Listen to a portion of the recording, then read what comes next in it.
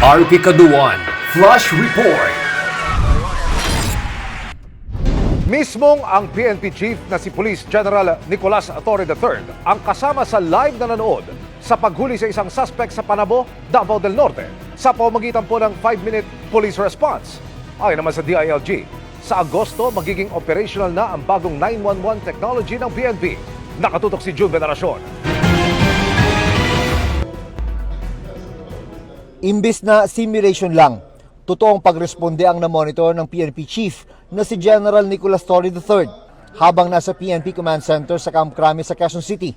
May tumawag kasi sa 911 mula sa Panabo, Davao del Norte habang pinaghahandaan ang simulation para sa 5-minute response.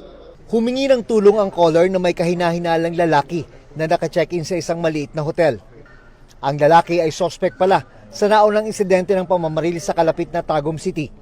Live pinapanood natin, aresto sa Panabo, Davao del Norte. Nakuha na ng tagpo ng body camera ng mga rumeresponding pulis.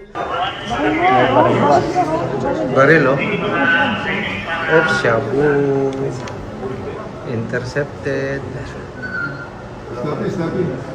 Ipinakita kay Interior and Local Government Secretary John Vic Rimulya ang recorded video nang bumisita siya sa PNP Command Center. Despite the technology we're using, we're doing very well.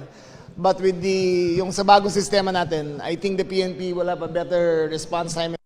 Ang bagong sistema na sinasabi ni Rimulya ay ang 911 technology na magiging operational na sa kalagitnaan ng Agosto.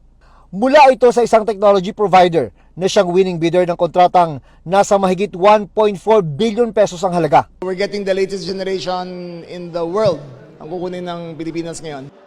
Kabilang sa features ng sistema, ang kakayahang matukoy agad ang lugar ng tumatawag. Ang features niya ay language sensitive.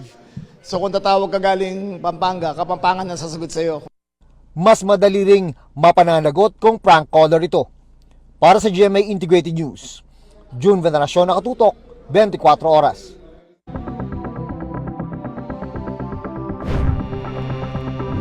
Mga kababayan, huwag nyo nang hanapin ang mga pulis sa presinto sapagkat kami ay nasa inyo ng mga telepono. Dial 911, darating kami sa loob ng 5 minuto.